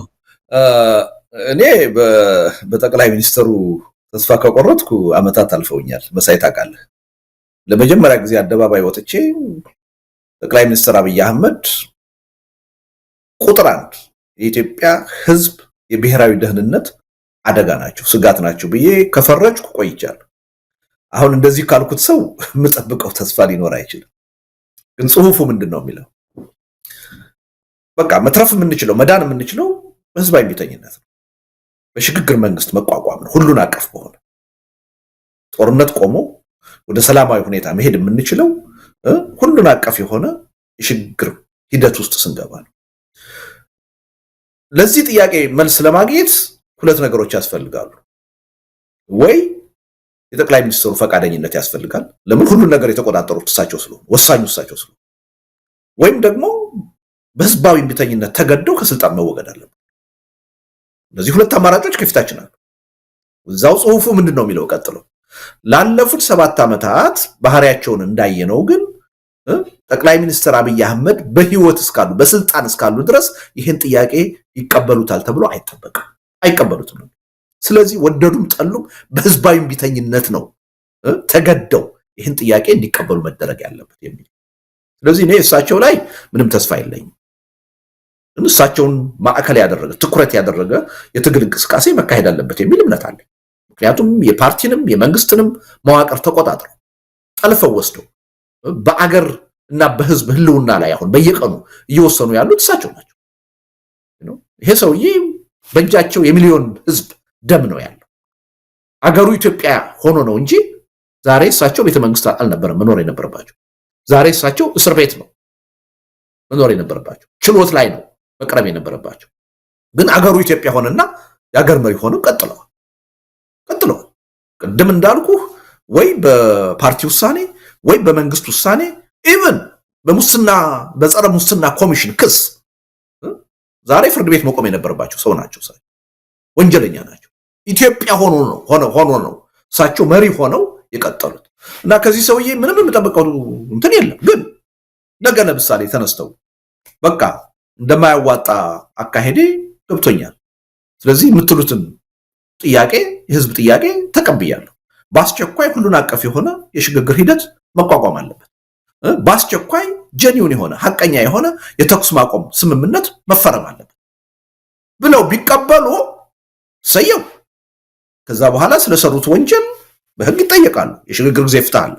እንኳን እሳቸው እኛም ሁላችን የሰራነው ወንጀል ካለ ያ የሚታለፍ ነገር አይደለም። በሽግግር ፍትህ ዘመን ሁላችንም እንደሰራነው እንደ ጥፋታችን እንዳኛለን። ልቦና ቢሰጣቸው ይኖራቸዋል ያ ልቦና የሚል እምነት የለኝም። ቢሰጣቸው ራሳቸውንም የሚመሩትንም መሪ አገርና ህዝብንም የማዳን እድል በእጃቸዋል ቢጠቀሙበታል የሚል እምነት የለኝም። ቢጠቀሙበት ነገ ተነስተው ይህን ጥያቄ ተቀብያለሁ ቢል ኦኬ ጥሩ የመፍትሄው አካል ሆነሃል። ለሰራኸው ወንጀል ግን በሽግግር ጊዜ ፍትህ ትዳኛለህ ነው ልንለው የምንችል። ነገር ግን በምንም ተአምር እኔ የደመደምኩትና እርግጠኛ ልሆን የሚችልበት ጉዳይ ይሄ ሰውዬ በስልጣን ላይ እስካሉ ድረስ በምንም ተአምር መፍትሄ የሚባል ነገር መቀበል ፍላጎት የላቸው። በቃ እስከ መጨረሻው ድረስ በኃይል በጉልበት ህዝብን አንበርክኬ እገዛለሁ ብለው የወሰኑ ሰው ናቸው። ራሳቸውን ዘላለማዊ ንጉስ ለማድረግ የወሰኑ ሰው ናቸው። ከ7 ዓመታቸው ጀምሮ ይዋሹ አይደለም ያን የተናገሩ።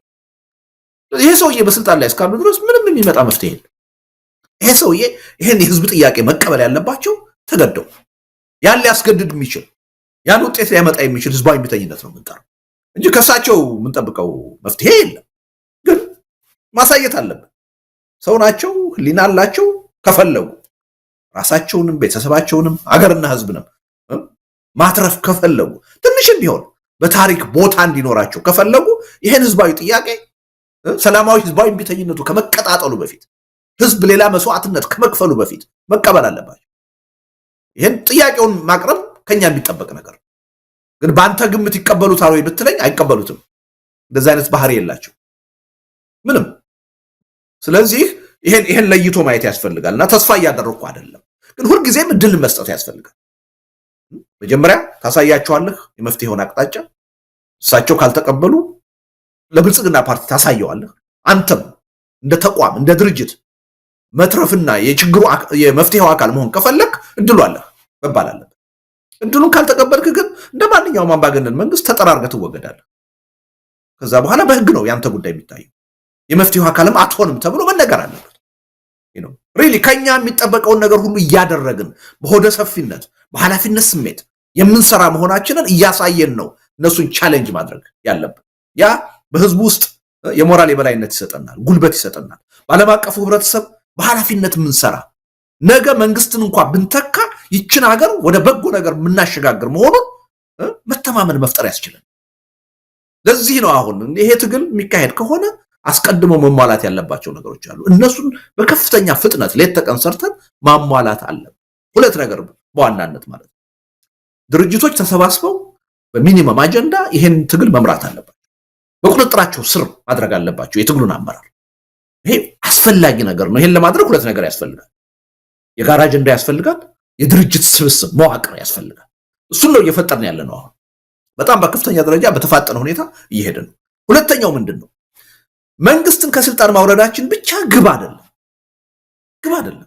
መንግስትን ለማውረድ ተብለው የተካሄዱ የለውጥ ሂደቶች ምን ያህል ችግር ውስጥ እንደገቡ አይተናል በታሪካችን። እኛ ከዛ ትውልድ የተሻለ መሆን አለበት። ስለዚህ የተሻለ ዝግጅት ማድረግ አለበት። ያ ዝግጅት ምንድነው? አንዱ ይሄን መንግስት ከስልጣን ካወረድ ነው በኋላ አስተማማኝ የሆነ ዘላቂ የሆነ ስርዓት እንደምንፈጥር የሽግግር ሰነድ አዘጋጅተን በዛ ላይ ተወያይተን መተማመን አለ። ግባችን መጣል ብቻ ሳይሆን በወደቀው የተሻለ ነገር መተካት እንደሆነ ለኢትዮጵያና ለህዝቧ ዘላቂ መፍትሄ ማምጣት እንደሆነ ከድል በኋላ አይደለም፣ ፖስት አብይ አይደለም፣ ያኔ ቅድመ አብይ ማሳየት አለበት። ህዝቡ በእኛ እንዲተማመን፣ ዓለም አቀፉ ህብረተሰብ በእኛ እምነት እንዲኖረው ማድረግ አለበት። ያን ዝግጅት እያደረግን ይሄን ካደረግን ምንም ጥርጥር የለም በጣም ባነሰ ጊዜ ባነሰ መስዋዕትነት አስተማማኝ ለሆነ ውጤት የሚያበቃ ህዝባዊ እምቢተኝነት ማድረግ እንችላለን። በነገር ላይ መሳይ ከዝግጅታችን መሃል ለዛ እንደ አንድ ተነሳሽነት መፍጠሪያ ሁለት ነገሮች ያስበናል።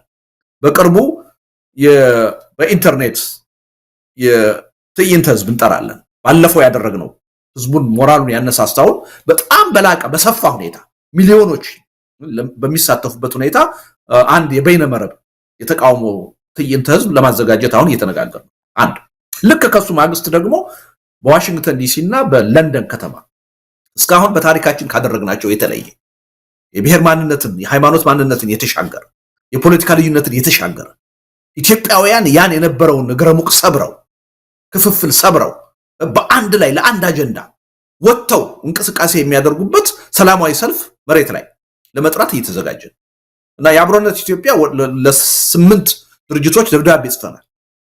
ይሄን ጉዳይ የጋራ ግብረ ኃይል አቋቁመን እኛ ብቻችን ከምንሰራው አብረን እንስራ ብለን ደብዳቤ ወረድ ይጽፈንላቸው በአደባባይም ጥያቄ አቀርበንላቸዋል። አሁን መልስ እየሰጡ ነው። ብዙዎቹ በጎ ፈቃደኞች ናቸው። ይሄን ጉዳይ የጋራ ጉዳያችን ነው፣ በጋራ አብረን እንስራው። እነዚህ ሁለት መድረኮች በከፍተኛ ደረጃ የህዝቡን ተነሳሽነት ይጨምሩታል። ምን ያህል በተደራጀ ሁኔታ በጋራ ነገሮችን ለመስራት እንደተዘጋጀን ህዝቡ ዓለም አቀፉም ህብረተሰብ እንዲያይ እናደርጋለን። አገዛዙን በዛው መጠን እናሸብረዋል፣ እናስደነግጠዋል። እና ሪሊ እነዚህ ዝግጅቶችም እንዲሳኩ ሁላችንም ተባብረን መስራት አለብን የሚል እምነት አለኝ። ምክንያቱም እነዛ ዝግጅቶች ያለ ምክንያት አይደለም የታሰቡ፣ ለዛ መንደርደሪያ እንዲሆኑ ነው። የህብረተሰቡን ስሜት ትኩረት የዓለም አቀፉን ህብረተሰብ የበለጠ ለመሳብ የሚደረጉ እንቅስቃሴዎች ናቸው። እና እኛ ምንም መሳይ ደግሜ ደጋግሜ ይሄን ነገር የምናገረው እንቅልፍ የለንም፣ ሌሊት ከቀን ነው እየሰራን።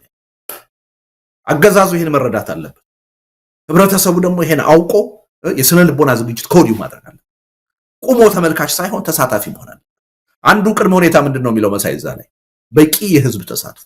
በነገር ላይ እነዛ 11 ቅድመ ሁኔታዎች ዝም ብለው የተቀመጡ አይደለም። ከዓለም የህዝባዊ እምቢተኝነት ትግል የተወሰዱ ትምህርቶች ናቸው። ከጥናት የመነጩ ናቸው። እና አንዱ ቅድመ ሁኔታ ምንድነው? በቂ የህዝብ ተሳትፎ መኖር አለበት። በቂ ሲባል ኢትዮጵያ 130 ሚሊዮን ህዝብ ነው ያለው። 130ውም የህዝባዊ እምቢተኝነቱ ተሳታፊ ይሆናል ማለት አይደለም። በጣም ጠንካራ የሆኑ ዓለም አቀፍ ሪሰርቾች በዚህ ጉዳይ ላይ እየተሰሩ የሚያሳዩት አንድ ህዝባዊ እምቢተኝነት ውጤታማ እንዲሆን 3.5% ህዝብ ከተሳተፈ በቂ ነው ነው የሚለው 3.5። የበለጠ እርግጠኛ ለመሆን ግን 5% ህዝብ ከተሳተፈ ማንም ምድራዊ ኃይል ያን ህዝባዊ እንቅስቃሴ ሊያግደው አይችልም፣ ሊያስቆመው አይችልም። ስለዚህ 5% ነው የምንፈልገው። የግድ እንደው ሁሉም አርሶ አደሩ ሁሉ በየገጠሩ ያለው ይሳተፋል ማለት አይደለም። ከኢትዮጵያ ህዝብ 5%ን ካሳተፈን በእርግጠኝነት በ45 ቀን ውስጥ ይሄን ህዝባዊ እምቢተኝነት ውጤታማ እናደርገው። ኢቭን አብዛኛዎቹ ጥናቶች የሚያሳዩት 3.5%። እኛ ግን እስከ 5% መሄድ አለብን የሚል እምነት አለ። ለዛ ደግሞ የህዝቡ ብዛት ራሱ ጥሩ ድል የሚፈጥር ነው። ለኛ የተመቸ ነው። አጀንዳው የጋራ መሆኑ የበለጠ ድል የሚፈጥር ነው። የኔ ጉዳይ አይደለም ሊል የሚችል ኢትዮጵያዊ አሁን የለም። ያው በስልጣን ወይም በጥቅም የተገዛ ሰው ካልሆነ በስተቀር ለራሱ እየዋሸ የሚኖር ጥቅመኛ ሰው ካልሆነ በስተቀር ማንም ኢትዮጵያ ውስጥ አሁን የተጠቀመ የለም፣ ያልተጎዳ የለም። እና ሁሉንም ህዝብ የሚመለከት እና ያን ቁጥር ማችም ለማድረግ በጣም ምቹ ሁኔታ ነው ያለው። እና ሪሊ እያንዳንዶቹ ነገሮች እዛ ላይ የተቀመጡት እንዲሁ ዝም ብለው የተቀመጡ አይደሉም፣ ከጥናት የመነጩ ናቸው። አጠቃላይ ላለፉት 100 ዓመታት የተካሄዱ የህዝባዊ እምቢተኝነት እንቅስቃሴዎች በመገምገም የተቀመጡ ነጥቦች ናቸው። እና ከነሱ ነጥቦች ውስጥ አንዱ ወይም ሁለቱ ካልተሳካ ችግር ይፈጥርብናል። አሟጠን ነው መዘጋጀት ያለብን። አሟጠን ይሄን ካደረግን ቢልሚ እስካሁን በኢትዮጵያ የተደረጉ ስህተቶችን አንደግም። ከታሪክ ተምረናል ማለት ነው። ከራሳችንም ታሪክ ተምረናል ማለት ነው። ከሌሎች ሀገሮችም ተምረናል ማለት ነው። አሁን ማዳጋስካር የሆነውን አይተሃል አይደል? የንዚዎች ተነሱ ጣሉት። ግን ማን ነው ስልጣኑን የወሰደው? ወታደሩ ነው የያዘው። የኛ ግን እንደሱ አይሆንም። እነሱ በእኛ መጠን አልተዘጋጁማ። ብሶቱ ገነፈለ፣ የሆነ ነገር ስፓርክ አደረገው፣ ወጡና አጥለቀለቁ። አምባገነኑ መሪ አገር ጥሎ ለመሄድ ተገደደ። የኛ ግን ከዚህ ሁሉ የተማረ ነው። ከራሳችን ያለፈ ታሪክ የተማረ ነው። አሁን እየተካሄዱ ከአረብ ስፕሪንግ ተምረናል። አሁን ከጀንዚ ሙቭመንት እየተማረ ነው። የኛ በቂ ዝግጅት የተደረገበት ከነዚህ ሁሉ ሂደቶች የተማረ። ስለዚህ በጣም በአነስተኛ ጊዜ በአነስተኛ መስዋዕትነት ለላቀ ውጤት የሚያበቃ ህዝባዊ እምቢተኝነት ነው የሚሆነው። በዛ ኃላፊነት ነው ደረጃ ነው እየተዘጋጀን ያለ ነው። መሳይ በግርግጣውን በምትለው መልክ ዝግጅቱ አለ ወይ የሚለውን ትንሽ እንደው ህብረተሰቡ በደንብ መሬት ያዘና በደንብ እምነት በሚጥልበት ሁኔታ አሁን የምትለው ዝግጅት ተደርጓል፣ ብዙ ነገሮች አድርገናል ሲባል ምን ያህል የሚታይ ለምሳሌ አብሮነት የሚያደርገውን እንቅስቃሴ እናያለን። ግን ከሌሎች ለምሳሌ በኢትዮጵያ ውስጥ ያሉ ተቃዋሚ ፓርቲዎች ገና አልተዘጋጁም። እንደውም ስለ ምርጫ ነው ከምርጫ ቦርድ ጋር ፍጥጫ ውስጥ የገቡት እንጂ ይሄ ገፍቶ በራቸውን ሊያንኳኳ ደጃፋቸው የደረሰውን ህዝባዊ እምቢተኝነት እንኳን በደንብ በቅጡ ተረድተው የኛ ሚና ምንድነው የሚለው ላይ ከውሳኔ እንኳን መድረስ አልቻሉም። ውጭ ያለው ዲያስፖራውም ገና ውሃውም አልሞቀም እና ዝግጅት አድርገናል ተጠናቋል ከሌላው የተሻለ ነው ስትል ምንድነው መሬት ላይ ሊታይ የሚችል ምን ነገር አለ? እንደው አሁን እዚህ ላይ ልትገልጸው የምትችለው? አዎ ከይቅርታ ጋር ዝግጅቱ ተጠናቋል አላልኩም። በከፍተኛ ደረጃ እየተዘጋጀ መዘጋጀት ብቻ አይደለም፣ በጣም ተስፋ ሰጪ ሁኔታዎችም ለውጦችም እያየን ቅድም ጠቅሼልሃለሁ። እኔ እናንተ እኮ የዛሬ 5 ወር 6 ወር በሰላማዊ ህዝባዊ እምቢተኝነት ጉዳይ ስንከራከር ነው የነበረው አይደል? አሁን ግን በጋራ ነው እያሰብን ያለ ነው። በቃ ሁላችንም አምነንበት ወደዛ አቅጣጫ የጋራ ጥረት እናድርግ ነው እያልን ያለ። ታስታውሳለህ የዛሬ ዓመት ጦርነት ይቁም ብለው አገር ቤት ያሉ ተቃዋሚዎች እንቅስቃሴ ሲያደርጉ አብዛኛዎቹ የታጠቁ ኃይሎች ደስተኛ አልነበሩ። ልክ የነሱን ትግል የሚጠልፍ አንደርማይን የሚያደርግ አድርገው ነበር ያዩት። አሁን ግን ለነሱም የሚጠቅም መሆኑን አምነው ተቀብለው እነዘመነ ካሴ ሳይቀሩ በአደባባይ ወጥተው ህዝባዊ እምቢተኝነትን እየቀሰቀሱ አየህ። ስለዚህ ፖለቲካው ማቹር እያደረገ ነው፣ የተሻለ ነገር እየተፈጠረ ነው እና ዝግጅት አጠናቀናል አላልኩም። በከፍተኛ ደረጃ ዝግጅት እያደረግን ነው። ለመጠናቀቅ የሚቀራቸው ነገሮች አሉ። ያ ደግሞ ሊጠናቀቅ የሚችለው በሁላችንም ርብርብ ነው። ስለዚህ እሱን ታሳቢ ማድረግ ያስፈልጋል እና አሁን 8 ድርጅቶች ኦልሬዲ ደብዳቤ ጽፈናል። እነዛ ኢትዮጵያ ውስጥ ያለውን ማህበራዊ መሰረት ግምት ውስጥ አስገብተን ይሄ ኢትዮጵያንስት ነን የሚሉ ኃይሎች የሚሳተፉበት ነው። የአማራ ኮሚኒቲ የሚሳተፍበት ነው። የኦሮሞ ኮሚኒቲ፣ የትግራይ ኮሚኒቲ፣ የደቡብ ኮሚኒቲ፣ የሶማሌ ኮሚኒቲ እነዚህ ሁሉ የሚሳተፉበት ነው። አሁን ተመሳሳይ ስራ የምንሰራ ስብስቦች አለን። እዚህ ቨርጂኒያ ከዚህ በቅርብ ጊዜ የተቋቋመው ፎረም አለ አይደለም? እናቶ ጀዋር፣ እኔ፣ ሌሎችም ሰዎች ያለንበት እሱ ጋር አሁን እየተነጋገርን ነው። ምናልባት ዛሬ ወይም ነገም ስብሰባ ይኖረናል በዚህ ጉዳይ ላይ ለመነጋገር። የደቡብ ፓርቲዎች እና የፖለቲካ ኃይሎች የተሰባሰቡበት አካል ኦልሬዲ ለጥያቄያችን መልስ ሰጥቷል። የጋራ ግብረ ኃይል ተሎ አቋቁመን ይህን እንቅስቃሴ መጀመር አለበት የሚል እና ሪሊ እያንዳንዱን ቀንኛ እየተጠቀምንበት ነው። አገር ቤት ያሉ ፓርቲዎች ጋርም እንዲሁ ዝም ብለን ማንገናኛ አድርገህ እንዳታስበን ማለት ነው። ግንኙነት አለ፣ እንነጋገራለን። ህጋዊ ፓርቲዎች ናቸው፣ ሰላማዊ ፓርቲዎች ናቸው። የዚህ ጉዳይ ዋና ባለቤት መሆን አለባቸው ብለን እናምናለን እነሱ። ስለዚህ ከነሱም ጋራ በተቀናጀ ሁኔታ፣ በተናበበ ሁኔታ፣ በተባበረ ሁኔታ ነው ምንሰራ። ግን ደግሞ የምናደርገውን ዝግጅት መሳይ በእያንዳንዱ ቀን እየመጣን ሚዲያ ላይ እናቀርባለን ማለት አይደለም። የፖለቲካ ጉዳይ ነው። በአደባባይ የምንናገረው ዝግጅት ይኖራል። ከአደባባይ ውጭ ደግሞ በሚስጥር የምንሰራው ዝግጅት ይኖራል። ባይዘወይ ሰላማዊ ትግል በሚስጥር ይመራል፣ መብት ነው። የግድ በአደባባይ ማድረግ የለብን። በአደባባይ የምታደርገውን በአደባባይ ታደርጋለህ። ካገዛዙ ባህሪ አንጻር ደግሞ በሚስጥር መያዝ አለብኝ የምትለው በሚስጥር ታደርጋለህ። እንኳንስ አይደለም አገር ቤት ያሉ ፓርቲዎችንና አገዛዙ ውስጥ ያሉ ኃይሎችን አድሬስ እያደረግን ነው፣ ኮንታክት እየፈጠርን ነው። በጣም በከፍተኛ ደረጃ በግልጽ እንኳን ባይችሉ ውስጥ ለውስጥ ከኛ ጋር ለመስራት የሚፈልጉ ብዙ ያገዛዙ ባለስልጣናት እንዳሉ እያየን ነው። ኮንታክት እየፈጠርን ነው። አይደለም ከተቃዋሚ ኃይሎች ጋር ማለት ነው። ግን ያን ሁሉ እያወጣን በአደባባይ ከነከሌ ጋር ከነከሌ ግን ልንላችን በዛ ደረጃ ነው የምንዘጋጀው። አገዛዙን ራሱ ከውስጡ ሊያፈርስ የሚችል ሊከፋፍል የሚችል ሰዎች አደጋው ታይቷቸው በብልጽግና ውስጥ ያሉ ሰዎች አስቀድመው ነገሮች እንዳይመለሱ ሆነው ከመበላሸታቸው በፊት ሰልፋቸውን ከህዝብ ጋር እንዲያደርጉ ይህን ጥረት እያደረግን ነው። በዚህ በአደባባይም እየነገርናቸው ሳይረፍድባችሁ ሳይመሽባችሁ ከህዝብ ጋር ቆሙ። ይህ አገዛዝ የትም ይዟችሁ የሚጠፋ አገዛዝ ነው እንጂ ለምን የሚጠቅማችኋል? ለጊዜው ደመወዝ ሊከፍላችሁ ይችላል። ኢኮኖሚ ጥቅም ይሰጣችኋል፣ ስልጣን ይሰጣችኋል። በዘላቂነት ግን የራሳችሁንም የቤተሰባችሁንም የሀገራችሁንም የህዝባችሁን ህልውና አደጋ ውስጥ የሚጥል መንግስት ነው። ከዚህ መንግስት ጋር መንገታገት የትም አያደርስም። ግን በአንድ ጊዜ ሁሉም ወጥቶ ደግሞ እንዲሰራ አንጠብቅ።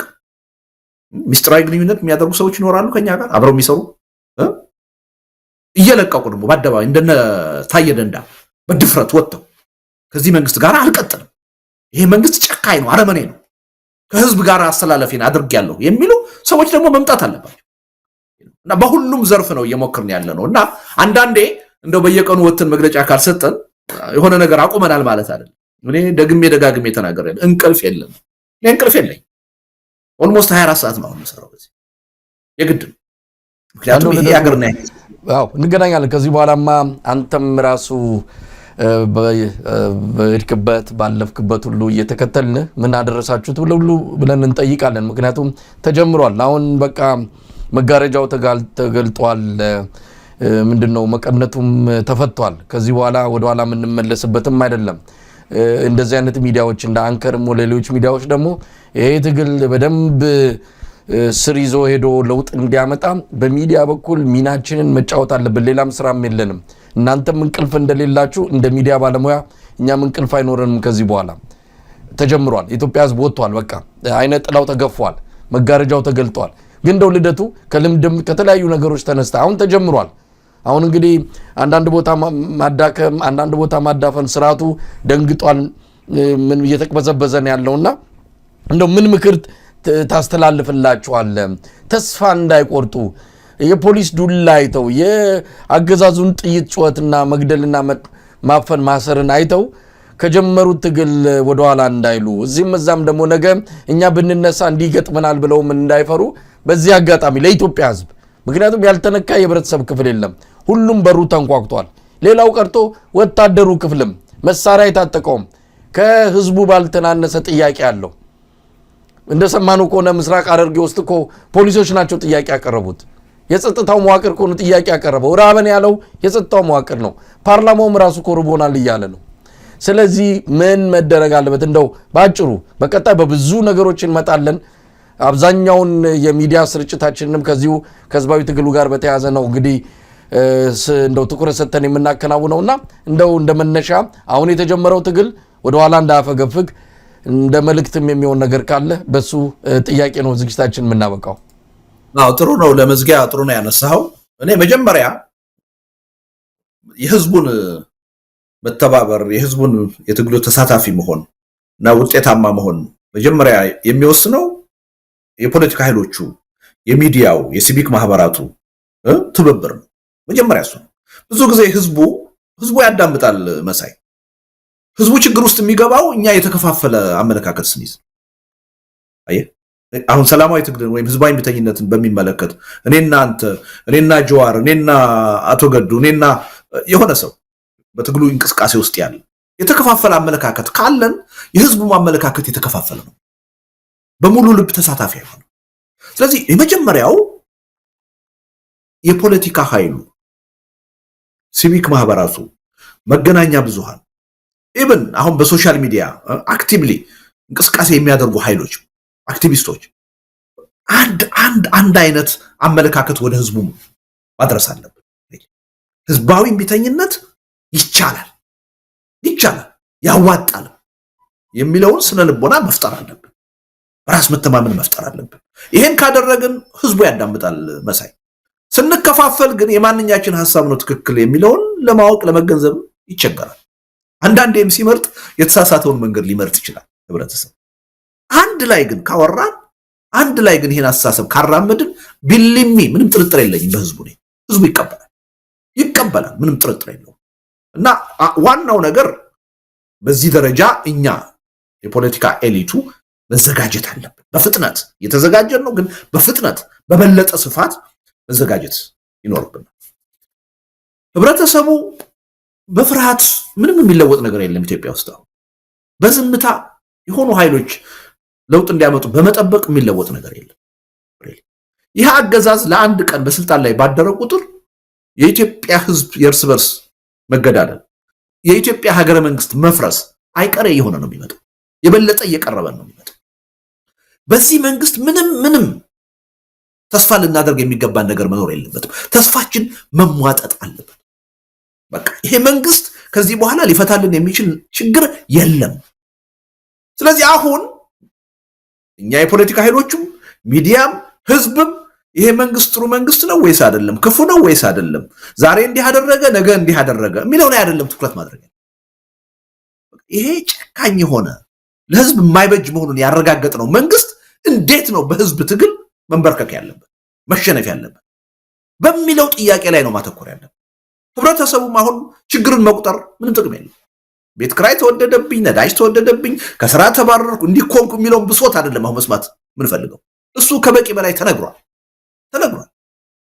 ይሄ መንግስት እስካለ ድረስ እንኳንስ አይደለም ቀርቶ የኑሮ ውድነት የስራ ዋስትና የምናምን እንደ ሀገርና እንደ ህዝብ መቀጠል አንችልም።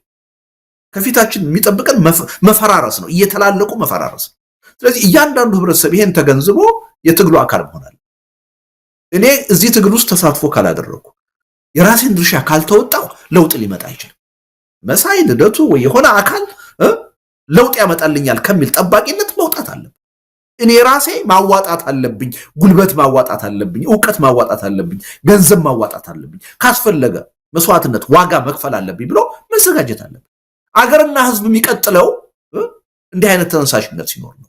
እንዲህ አይነት ቁርጠኝነት ሲኖር ነው። ትግሉ የጋራ ነው ብሎ ከማመን ነው አገርና ህዝብ ሊቀጥል የሚችለው። ስለዚህ እኔ ህብረተሰቡ በዚህ ደረጃ የስነ ልቦና ዝግጅት ያስፈልጋል። ያዳምጠን፣ እኔ እንዲያዳምጠን እንፈልጋለሁ። እርግጥ ነው የኢትዮጵያ ህዝብ ሲከዳ የኖረ ህዝብ ነው። ሲከዳ የኖረ ህዝብ ነው። ብዙ ኪሳራ ሲደርስበት የኖረ ህዝብ ነው።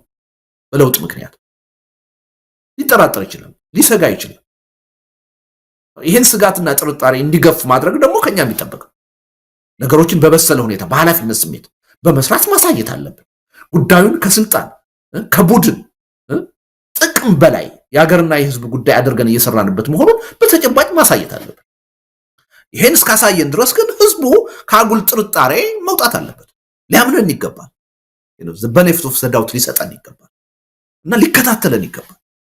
በዛ ደረጃ ነው ለውጥ ሊመጣ የሚችለው እና ይሄ አጉል ጥርጣሬ ውስጥ አሁን ከዚህ በኋላ መግባት፣ ፍርሃት ውስጥ መግባት፣ አይ እኔ ቤቴ ተቀምጬ ሌሎች ታግለው ለውጥ ያመጡልኛል ብሎ መጠበቅ የትም አያደርስም። ኢትዮጵያውያን እዚህ ደረጃ ላይ ነው የደረስነው።